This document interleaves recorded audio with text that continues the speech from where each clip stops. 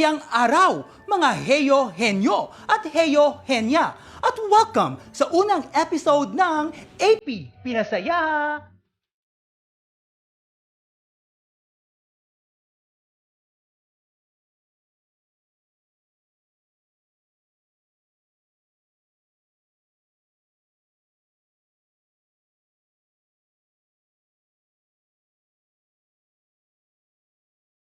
Ang inyong magiging tambayan na magbibigay sa inyo ng mga bagong karanasan, karunungan at kaalaman sa pag-aaral ng heograpiya, kasaysayan, kultura at lipunan ng Asya.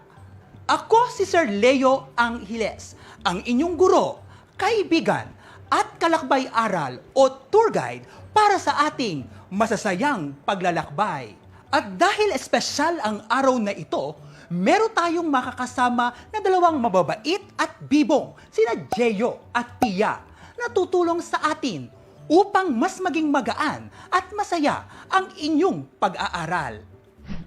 O ano, mga AP Natics, excited na ba kayo? Kaya sabay-sabay nating pasukin ang masayang mundo ng pag-aaral ng kontinenteng Asya.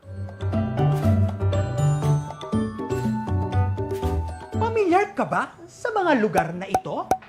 Napansin ba ninyo na bawat lugar ay may sariling kakaibang katangiang pisikal?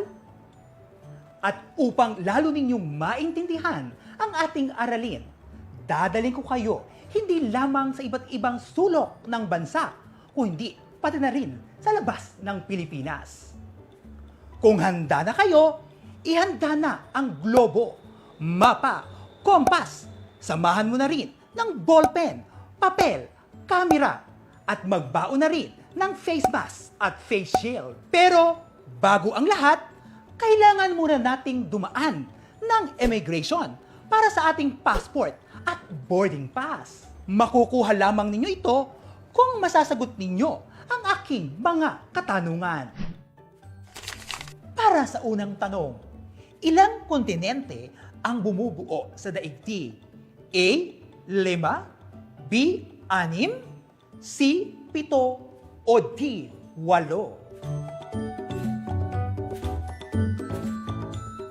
Kung ang iyong sagot ay titik C, appear, tama ka, 7 nga ang ating kontinente. Para sa ating ikalawang tanong, ano ang pinakamalaking kontinente sa daigdig? A. Asia, B. Africa, C. Europa, o D. Hilagang Amerika.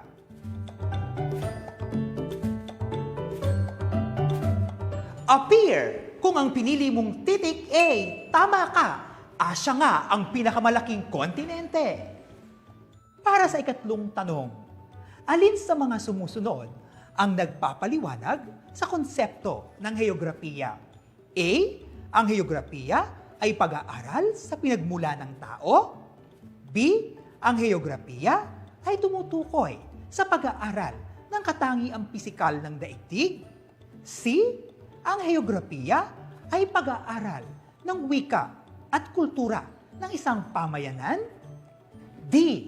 Ang heograpiya ay tumutukoy sa pag-aaral ng distribusyon at alokasyon ng likas na yaman. Tama ka! Kung ang sagot mo ay titik P, magaling dahil ang heograpiya ay pag-aaral ng katangiang pisikal ng daigdig. Para sa ikaapat na tanong, alin sa mga sumusunod ang hindi wastong impormasyon tungkol sa kontinenteng Asya? A. Ang hugis, anyo at klima ng mga lupain sa Asya ay pare-pareho. B. Ang buong kalupaan ng Asya ay matatagpuan sa silangang bahagi ng globo. C. Ito ay napapalibutan ng mga dagat, karagatan, at iba't ibang anyong lupa at tubig. D. 33 bahagdan o 1/3 ng lupain sa mundo ay sakop ng kontinenteng Asya.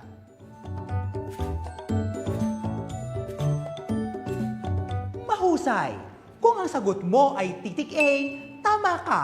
Dahil sa lawak at laki ng Asya, hindi pare-pareho ang hugis, anyo at klima nito.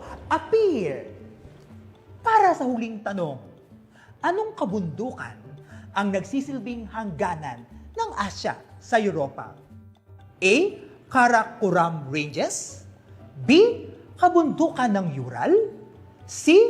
Tian Shan Mountains, D. Kabundukan ng Himalayas. Kung ang sinagot mo ay titik B, tama ka.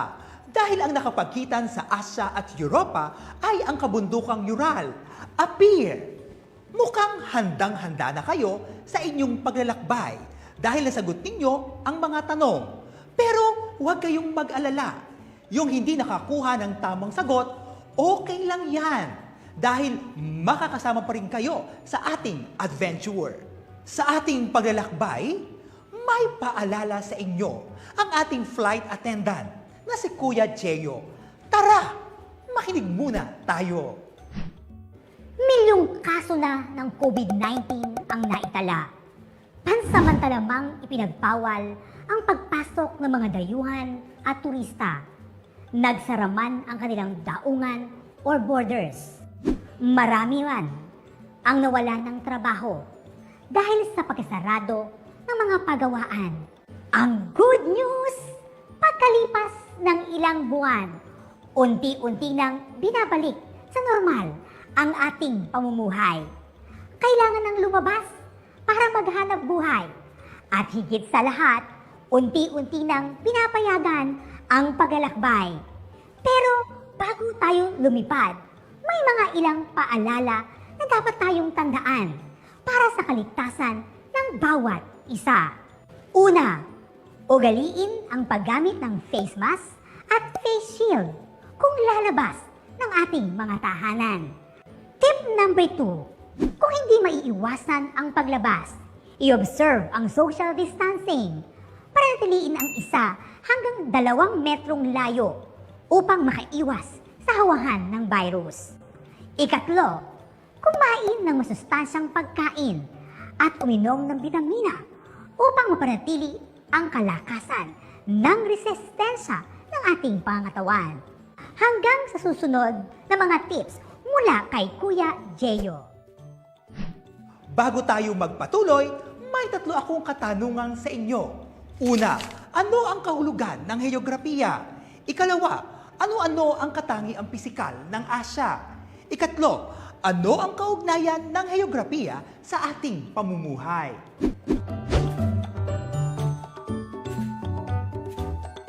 Ang salitang heograpiya ay nanggaling sa 2 Griyegong salita na geo na ang ibig sabihin ay mundo o daigdig at grapia o grapin na ang ibig sabihin ay isulat o ilarawan.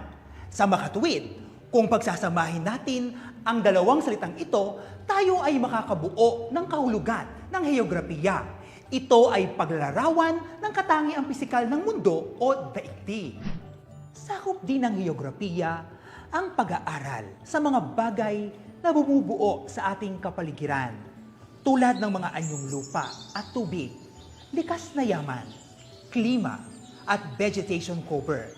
Kasama na rin ang iba't ibang mga interaksyon ng lahat ng mga bagay sa ating paligid, na ang mga salik na ito ay may malaking epekto sa paraan ng ating pamumuhay. Halimbawa na lang ang Pilipinas na napapalibutan ng katubigan. Kaya mayaman tayo sa mga iba't ibang yamang tubig.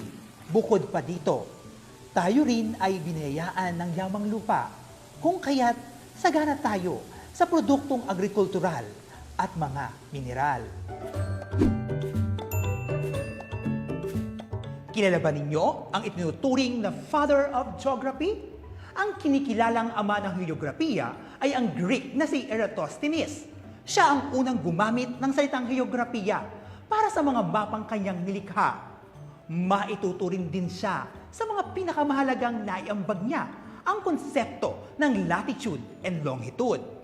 Ginagamit ng mga Greek ang mga linyang ito upang maitala sa mga mapa ang mga lugar na kanilang napuntahan. Alam ba ninyo na ang daigdig na ating tirahan ay may kabuang sukat na 500 milyon kilometro kwadrado. At dahil sa laki at lawak niya, ito ay hinati sa mga kontinente. Ano ang kontinente? Ang kontinente ay tumutukoy sa pinakamalaking dibisyon o masa ng lupain sa daigdig. Ito ay hinati-hati sa 7 kontinente upang mapadali ang pamahala dito, tulad din ng paghahati-hati sa Pilipinas sa iba't ibang rehiyon. Ngayon, Heyo Henyo at Heyo Henya, magpapakita ako sa inyo ng 7 mapa. Sasabihin niyo sa akin kung anong kontinente ito. Para sa unang mapa, magaling, Africa nga ito. Ito ang pangalawang pinakamalaking kontinente na may kabuang sukat na 30,269,817 kilometro kwadrado. Ikalawang mapa. Kung ang sagot mo ay Hilagang Amerika, mahusay dahil tama ang sagot mo. Ito ay may kabuang sukat na 24,210,000 kilometro kwadrado. Ikatlong mapa. Very good! Ito nga ay Timog Amerika na may kabuang sukat na 17,820,852 kilometro kwadrado. Ikaapat na mapa. Antarctica nga ito na may kabuang sukat na 13,209,069 kilometro kwadrado. Ikalimang mapa. Bravo! Europa nga ito na may kabuang sukat na 10,530,789 kilometro kwadrado. Ika-6 na mapa. Mahusay! Ito nga ang Australia, ang pinakamaliit na kontinente na may kabuang sukat na 7,862,336 kilometro kwadrado. Ang pinakahuling mapa. Kung ang sagot mo ay Asia, tama ka. Appear, mahusay. Ngayon, nalaman na ninyo ang 7 kontinente sa daigdig. Tulad ng sinabi natin kanina, dahil sa lawak at laki ng daigdig, ito ay hinati-hati sa bawat kontinente. Alam mo ba kung saan nagmula ang salitang Asya? Ang salitang Asya ay sinasabing nanggaling sa salitang aso, isang salitang Aegean na nangangahulugang pagbubukang liwayway o lugar na sinisikatan ng araw o silangan. Ngunit may mga ilang sources na nagsasabing ang salitang aso ay galing din sa salitang Assyrian. Ang salitang Aegean at Assyrian ay parehong Semitic. Samantala, ang Europa ay mula sa salitang Ereb na nangangahulugang lugar na nilulubugan ng araw o kanluran. Ngayon, pwede ba akong magtanong? Maaari mo bang ilarawan ang iyong idolo? Ano ba ang mga bagay na nagustuhan mo sa kanya? Siya ba ay nagustuhan mo sa pagiging mabait, matalino, magalang, o malambing? O baka naman nagustuhan mo si Idol dahil siya ay matangkad, maganda ang tindig, makinis ang kutis, mapungay ang mata. Bakit ko ito naitanong sa inyo? Kasi una nating nagugustuhan sa ating iniidolo ay ang kanilang pisikal na katangian. Kung ating ikukumpara sa pag-aaral ng heograpiya ng Asya, mapag-aaralan din natin ang katangiang pisikal nito. Lagi ninyong tandaan, hindi lang mga tao ang nagtataglay ng katangiang pisikal, pati rin ang mga bansa at kontinente. Sa pag-aaral ng katangiang pisikal, tinatalakay natin ang lawak, sukat, lokasyon at hangganan at iba pa. Ngayon, alamin natin ang laki at sukat ng Asya. Ang Asya ang pinakamalaking kontinente na may kabuuang sukat na humigit kumulang sa 44,486,104 kilometro kwadrado. Ito ay halos katumbas ng pinagsama-samang lupain ng Hilagang Amerika, Timog Amerika at Australia at halos sangkapat lamang nito ang Europe. Tinatayang 33% o 1/3 bahagi ng lupain ng daigdig ay sakop ng Asya. At dahil sa lawak at laki ng Asya, halos lahat ng uri ng klima dito ay nararanasan.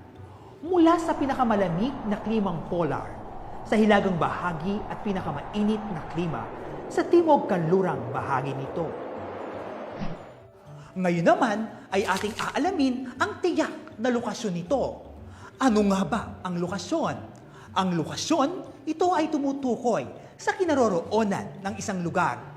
At upang matukoy natin ang tiyak na lokasyon ng Asya o ang absolute location nito, gagamit tayo ng latitude at longitude. Ang latitude ay ang distansyang angular ng isang lugar mula sa hilaga o timog ng Ecuador. Ang equator ay matatagpuan naman sa 0 degree latitude. At ito rin ang guhit pahalang o paralel na humahati sa globo sa hilaga at timog na hemispero nito. Samantala, ano naman ang longitude? Ang longitude ay distansyang angular na tumutukoy sa silangan at kanluran ng prime meridian. Ang prime meridian naman ay matagpuan sa 0 degree at nasa guhit patayo na makikita sa globo. So ngayon, tukuyin natin ang eksaktong lokasyon ng Asya gamit ang degree ng latitude at longitude. Subukan nga natin hanapin ang Asya sa inyong globo. Saan makikita ang Asya?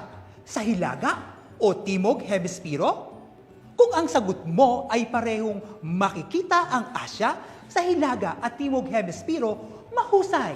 Samantala, gamit pa rin ang inyong globo. Saan naman makikita ang Asya? Sa silangan ba o kanluran?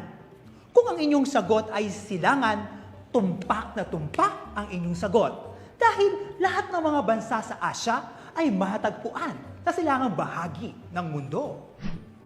Ang Asya ay makikita sa silangang bahagi ng daigdig. Ito ay nahihiwalay sa hilagang Europa sa pamamagitan ng kabundukang Ural, Suez Canal, Red Sea at Gulf of Eden naman ang naghihiwalay sa Asya at Africa. Samantala ang Bering Strait, ang hangganan ng Asya at hilagang Amerika.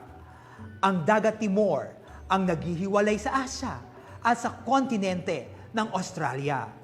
Nasa hilaga ng Asya ay ang Arctic Ocean, samantala sa timog ay ang Indian Ocean. Sa silangan ay ang Pacific Ocean at sa kanluran ay ang Ural Mountains, Caspian Sea at Black Sea. Sige nga, subukan nga natin kung naaalala niyo pa. Para sa aking unang tanong, anong kabundukan ang naghihiwalay sa Asya at Europa? Ito ba ay Suez Canal o kabundukang Ural? Kung ang pinili mong sagot ay kabundukang Ural, magaling, tama ang iyong sagot. Para sa aking ikalawang tanong, ano ang hanggaran ng Asya sa may silangang bahagi nito? Ito ba ay Red Sea o Pacific Ocean? Kung ang sagot mo ay Pacific Ocean, very good! Nakuha mo ang tamang sagot. Ang Pacific Ocean, ang pinakamalaking ocean sa buong mundo. Para sa aking panghuling katanungan, gamit ang mapa ng daigdig, anong kontinente ang nakatikit sa Asya? Ito ba ay Africa o Europa? Kung ang napili mong sagot ay Europa, tumpak na tumpak ang iyong sagot. Europa ay makikita sa kanlurang bahagi ng Asya. Dahil sila ay magkaugnay, dito nabuo ang salitang Eurasia. Mga AP Natics, tapos na ang ating paglalakbay sa unang bahagi ng ating pag-aaral. Pero bago kayo makalabas at makuha ang inyong exit pass, kailangan muna nating magbalik-aral sa naging kwentuhan natin kanina. Para pagdating sa immigration, masasagot ninyo ang kanilang mga katanungan. Tandaan natin na ang heograpiya ay pag-aaral ng katangiang pisikal ng daigdig. Dito ay pinag-aaralan din natin kung papaano nakakaapekto ang mga katangiang pisikal tulad ng lawak, sukat, laki, lokasyon, kinaroroonan, hangganan, anyong lupa, anyong tubig, likas na yaman, klima, at vegetation cover sa pamumuhay natin. At dahil sa lawak at laki ng Asya, ito ay nagtataglay ng magkakaibang anyong lupa, anyong tubig, likas na yaman, at klima. At ito rin ang pangunahing dahilan ng pagkakaiba-iba ng uri ng pamumuhay ng mga Asyano. At para sa inyong takdang aralin, basahin ang inyong self-learning module tungkol sa paghahating heograpiko ng Asya. Lagi ninyong tandaan, ang pag-aaral ng Asya ay mahalaga at masaya, kaya ugaliing tumutok at manood sa susunod na episode ng AP Pinasaya na laging magbibigay sa inyo ng ngiti, saya, ligaya at pag-asa. Ako si Sir Leo Angeles, nagsasabing mag-aral ng kasaysayan upang saysay ng mga salaysay ay ating matutunan. AP